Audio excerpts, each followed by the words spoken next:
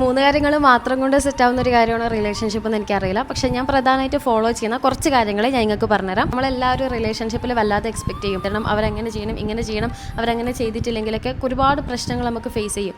ആദ്യത്തെ കാര്യം ഈ എക്സ്പെക്റ്റേഷൻ നമ്മളിൽ നിന്ന് മാറ്റുക എന്നുള്ളതാണ്. അപ്പോൾ നമ്മൾ വിചാരിക്കും പിന്നെ എന്തിനാണ് റിലേഷൻഷിപ്പ് എന്നുള്ളത്, എൻ്റെ കുറേ കാര്യങ്ങളൊക്കെ ചെയ്തു തരാൻ വേണ്ടിയിട്ടല്ലേ, മൂപ്പര് എനിക്കൊന്നും ചെയ്തു തരുന്നില്ലെങ്കിൽ പിന്നെ എന്തിനാണ് റിലേഷൻഷിപ്പ്. ഒരുപാട് റിലേഷൻഷിപ്പിൽ എല്ലാത്തിലൊന്നും ഞാൻ പറയുന്നില്ല, രണ്ടുപേരും അപ്പുറം എഫേർട്ട് ഇടുന്നുണ്ട്. പക്ഷേ നമ്മൾ എക്സ്പെക്റ്റേഷൻ അത് മീറ്റ് ചെയ്യുന്നില്ല എന്നുള്ള കാരണം കൊണ്ട് അവരെ നമ്മൾ വല്ലാതെ സീറോ ആക്കുന്നുണ്ട്. പക്ഷേ സീറോ ആക്കേണ്ട കാര്യമില്ല. ഒന്ന് കണ്ണോർന്ന് നോക്കുകയാണെങ്കിൽ അവർ നമുക്ക് ഒരുപാട് കാര്യങ്ങൾ ചെയ്തു തരുന്നുണ്ട്. ഇതിൽ നമുക്ക് മനസ്സിലാക്കാൻ വേണ്ടി പറ്റും. അപ്പോൾ എനിക്ക് വേണ്ട കാര്യങ്ങളൊക്കെ മൂപ്പര് ചെയ്തു തരണ്ടേ?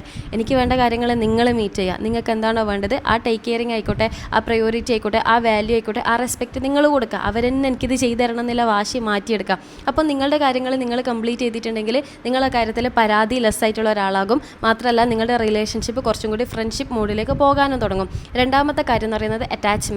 എൻ്റെ മനുഷ്യർക്ക് കംപ്ലീറ്റ് ആയിട്ട് എന്നെ ഇട്ട് കൊടുക്കുന്ന, എന്നെ എഴുതി കൊടുക്കുന്ന, ഇനി എൻ്റെ എല്ലാം നീതാനേ എന്നൊക്കെ നമ്മൾ പറയുമ്പം അവരുടെ അടുത്ത് നിന്ന് അപ്പോഴാണ് ഈ എക്സ്പെക്റ്റേഷൻസ് കാര്യങ്ങളൊക്കെ വരുന്നത്. ഒരാളുടെ ലൈഫിൽ ഏറ്റവും പ്രയോറിറ്റി കൊടുക്കേണ്ട ഒരു കാര്യം നമ്മുടെ പാർട്ട്ണർ റിലേഷൻഷിപ്പ് തന്നെയാണെങ്കിലും കംപ്ലീറ്റ് ആയിട്ട് തീരെഴുതി കൊടുക്കാതിരിക്കുക. എൻ്റെ ഇമോഷൻസിനെ നീ ടേക്ക് കെയർ ചെയ്യണം, എൻ്റെ ബോഡീനെ നീ ടേക്ക് കെയർ ചെയ്യണം, ഇനി എൻ്റെ എല്ലാ സകല കാര്യങ്ങളും അങ്ങനെ ചാഞ്ഞ് നിൽക്കുന്നതിന് പകരം ഇറ്റ്സ് എ ബ്യൂട്ടിഫുൾ ജേണി. ആ ജേണിയിൽ പരസ്പരം കൈപിടിച്ചിട്ട് നമുക്ക് നടക്കാം എന്നുള്ള രീതിയിലേക്കാവണം.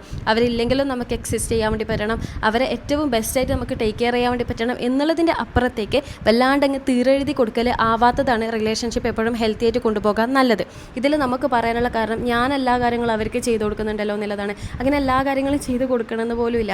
ഒരു റിലേഷൻഷിപ്പിൽ ഹെൽത്തി ആയിട്ട് വേണ്ട കാര്യങ്ങൾ മാത്രം നിങ്ങൾ ചെയ്ത് കൊടുക്കുക. ഓവറായിട്ട് നിങ്ങളങ്ങ് ഇൻവെസ്റ്റ് ചെയ്യുന്ന സമയത്താണ് പ്രശ്നം. വേണ്ടത് വേണ്ടെടുത്ത് വേണ്ട രീതിക്ക് കൊടുക്കുന്നതാണ് റിലേഷൻഷിപ്പിൽ ഏറ്റവും നല്ലത്.